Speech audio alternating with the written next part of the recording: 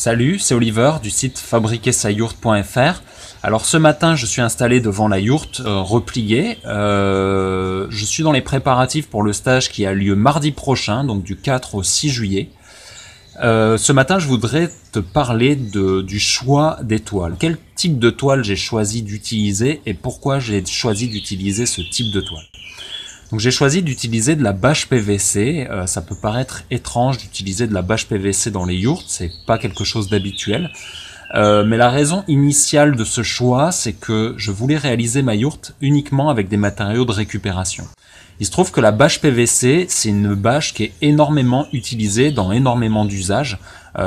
Par exemple, les bâches de camion sont en PVC, les bâches de piscine, le liner de piscine est en PVC, les bâches publicitaires, les bâches que vous voyez pour camoufler les échafaudages et sur lesquelles on a un trompe-l'œil parfois qui est dessiné dessus, les bâches qui sont les bâches publicitaires donc qu'on trouve sur les périphériques, sur les grands les grands zéniths, les grandes salles d'exposition, on a souvent des grandes bâches qui font la promotion de l'événement. Ça, c'est des grandes bâches en PVC.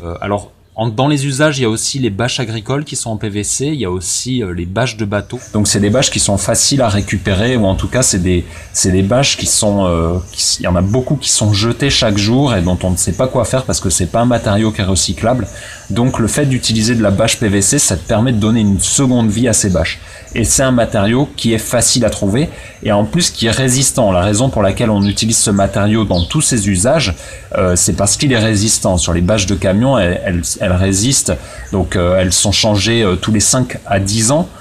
C'est des bâches qui sont énormément sollicitées, qui reçoivent énormément de contraintes climatiques. À la fois, elles subissent le froid, le gel, le chaud, le soleil, la pluie, le vent. Du coup, c'est des bâches qui sont solides et qu'on ne change quand même que tous les 5 à 10 ans. Sur les camions, on change les bâches tous les 5 à 10 ans, ce qui prouve bien que c'est des bâches qui sont très résistantes. La bâche PVC, elle est également utilisée pour les chapiteaux, pour les barnums, donc elle est utilisée pour beaucoup de choses.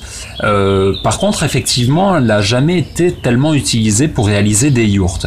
La raison pour laquelle elle n'est pas utilisée pour les yourtes, c'est que c'est un matériau qui, comme il est parfaitement imperméable et parfaitement étanche, de la condensation va se former à l'intérieur. Donc si l'isolation est accolée à cette bâche, l'isolation va imbiber la condensation et va moisir. Et donc c'est ce qui se passe dans la plupart des yourtes. Et donc les constructeurs ils se sont dit s'il y a ce problème là, c'est qu'il faut changer la bâche et il faut empêcher que la condensation se forme sur la bâche. Et donc essayer de trouver la bâche idéale, la bâche parfaite, qui est à la fois imperméable et qui ne forme pas de condensation. Il faut savoir que la condensation, c'est quelque chose de complètement naturel qui se forme à partir du moment où on a quelque chose qui est imperméable et avec un côté avec du chaud et un côté avec du froid. Si vous mettez une assiette froide au-dessus d'une casserole qui bout, vous allez avoir de la condensation. C'est un petit peu ce qui se passe dans une yourte, puisque vous avez une bâche imperméable qui est donc exposée au froid de l'extérieur, et à l'intérieur il y a de la chaleur et il y a de l'humidité, il y a de la vapeur qui vient se condenser sur la bâche imperméable. Donc certains constructeurs se sont dit en fait il faut que la condensation elle puisse passer à travers la bâche et puis qu'elle puisse s'évaporer et sortir de la bâche sans venir condenser sur la bâche. Donc essayer de trouver des bâches respirantes, donc trouver des bâches hyper techniques qui du coup sont moins résistantes, moins durables, qu'il faut changer plus souvent parce que il y a cette exigence de bâche respirante.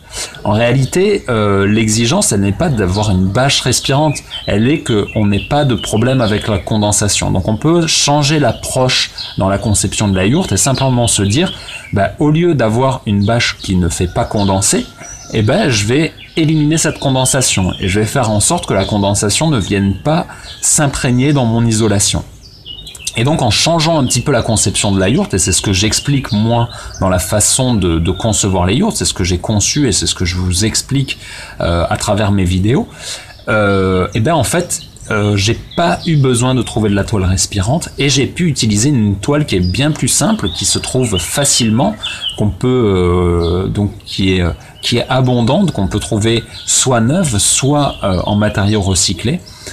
Voilà la raison pour laquelle j'ai fait ce choix technique. Alors certains vont me dire oui mais Oliver tu sais le plastique bon c'est pas un matériau très naturel, ça serait bien de trouver quelque chose de plus naturel que ça. Et c'est vrai que je suis pas parfaitement satisfait d'utiliser du plastique, c'est vrai que j'aimerais beaucoup pouvoir utiliser uniquement des matériaux naturels dans la réalisation de la yourte.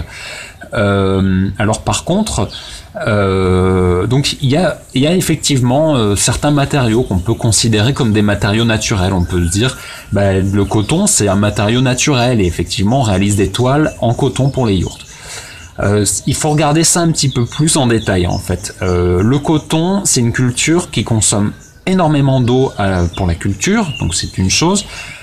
Aussi énormément de pesticides, c'est une culture qui est très très polluante, donc ça c'est un peu un problème aussi pour la culture.